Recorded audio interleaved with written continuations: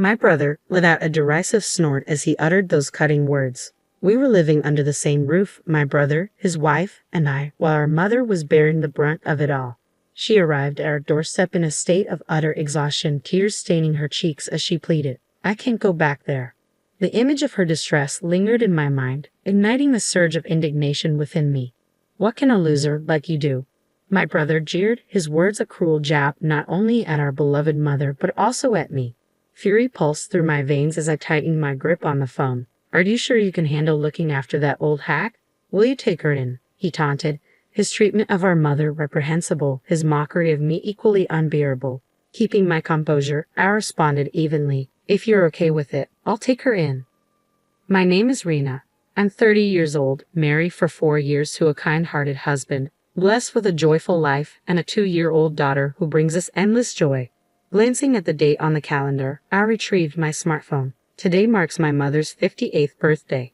"Happy birthday, Mom. Are you doing well? Is there anything troubling you?" I texted her, unable to shake off my concern. Her prompt response came, "Thank you for your text. I'm fine, dear. Don't worry. How are you and your family? I pray for your happiness always." Even after reading her reassurance, worry lingered. Currently, my mother resided with my brother and his wife in our childhood home. Our family, once comprised of 4 members, my father, my mother, my older brother, and myself, was marred by my father's authoritarianism and patriarchal beliefs. He was a man of unwavering dominance, his control extending over my mother and me. My maternal grandfather, an employee at a company owned by my paternal grandfather, was powerless to refuse when my mother was chosen as the future wife of the company's heir. Thus, she became the bride of my father under circumstances that resembled coercion more than consent. Although the company eventually collapsed amidst economic turmoil, my father's inheritance left him untouched by financial woes. Despite his idleness, he harbored a deep-seated contempt for women, a belief he passed down to his children. His favoritism toward my brother was palpable, showering him with privileges while belittling me at every turn. "A woman shouldn't be greedy," our father often admonished, his words a mantra of oppression. My brother, steeped in this toxic environment, grew entitled, seeing himself as superior while regarding me as inferior, a mere shadow in his path of self-importance. Growing up in such an oppressive atmosphere was excruciating. Each day, I harbored the fervent desire to escape home as swiftly as possible. Despite my stellar academic performance, my brother, who struggled academically, was granted access to prestigious private schools and universities, a privilege denied to me by our father's archaic beliefs. "Women don't need education. It's a waste," he would disdainfully declare, insisting that I either hasten into marriage or settle for menial labor. I vividly recall the sting of my brother's cruel words, branding me as a failure, a sentiment that left me sobbing in frustration at the sheer injustice of it all. Yet amidst this adversity, my mother remained my unwavering ally. Despite the challenges at home, she covertly arranged for me to attend a boarding school, offering me a glimpse of hope. "Rena, it's all right. You can break free from this place. You'll find happiness," she reassured me before I embarked on my journey to high school. With scholarships and earnings for my own endeavors, I managed to navigate through university, rarely returning home since my high school days. I abstained from attending my brother's wedding and neglected to inform my family of my own marriage. However, I maintained sporadic contact with my mother, cherishing our moments together. It's no exaggeration to assert that I owe my current identity to my mother, an irreplaceable figure in my life. Despite her perceived fragility, she possessed a boundless love for me. Her wish for my happiness echoed in my heart, a sentiment I reciprocated fervently. When news of our father's demise reached me, I opted out of attending his funeral. Yet a startling revelation from my mother unveiled the unexpected turn of events. On his deathbed, our father instructed my brother and his wife to return home and reside with our mother. Since then, they have been sharing the same household, a testament to my mother's enduring kindness and resilience. I yearned to speak up, to voice my concerns, but my mother's gentle assurance silenced my protests. So I held my tongue, maintaining contact with her despite the nagging doubts that plagued me. Bill, my brother, would he truly care for our mother? Was she genuinely alright? These questions gnawed at me incessantly, an unsettling sensation that refused to dissipate. Then, one fateful night, the shrieking of the intercom shattered the silence of our apartment. I rushed to answer, only to find my mother standing there, a shadow of her former self. Dressed in tattered garments, despite the chilly autumn air, she appeared frail and trembling. "Mom, what happened? Are you all right?" I exclaimed, my concern palpable. In a voice barely above a whisper, she apologized for her sudden appearance, tears streaming down her cheeks. We welcomed her inside, my husband swiftly attending to her needs, offering warmth and comfort. As she settled in, her voice quivered as she began to recount her ordeal. Living with my brother and his wife, Nicole, had become a nightmare. They treated her as a servant, demeaning her with every task left unfulfilled.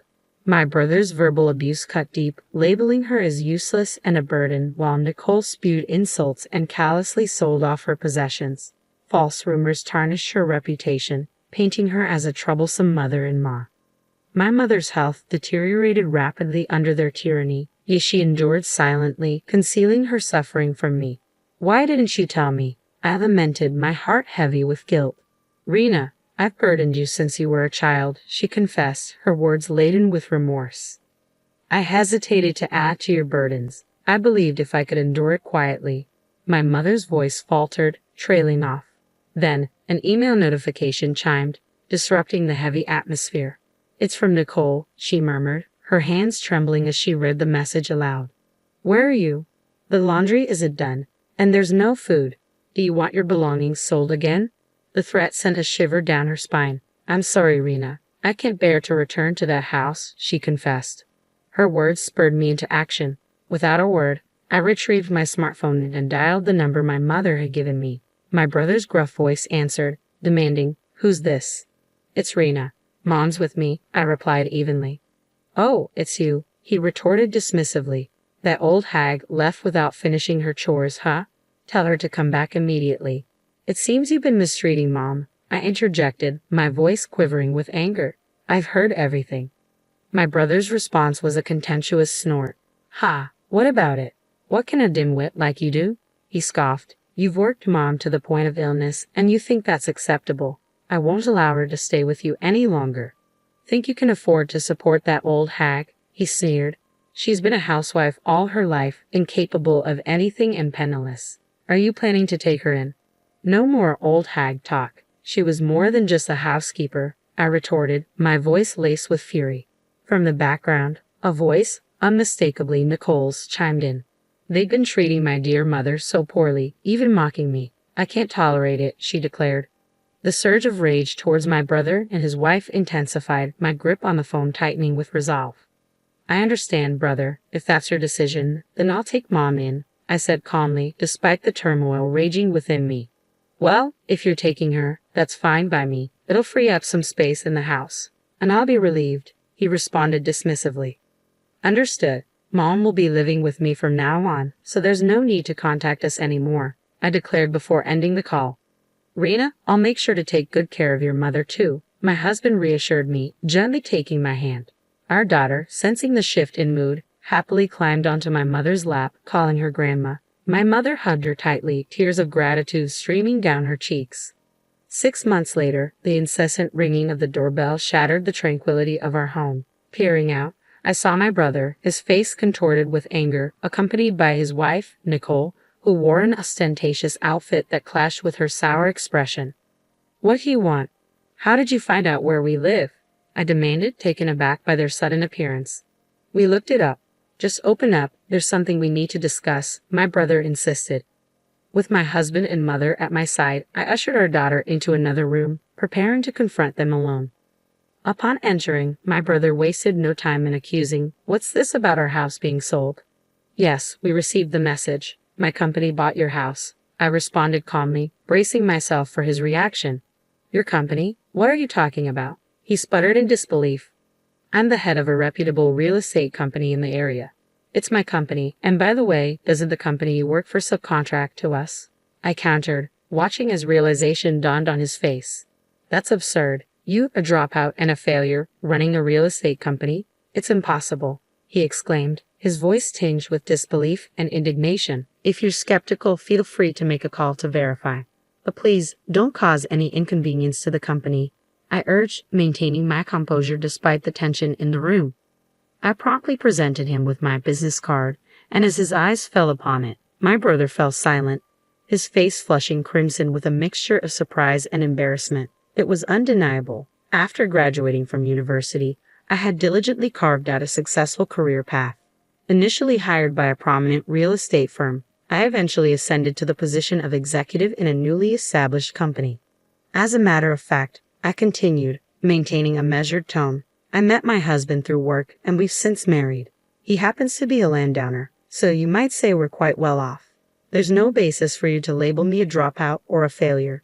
Supporting Mom financially would hardly pose a challenge for us. My brother, wide-eyed and visibly agitated, remained silent, while his wife's expression shifted from disbelief to shock. Damn it, okay. What about our family home? What do you mean, you sold it? My brother erupted, his voice bordering on hysteria.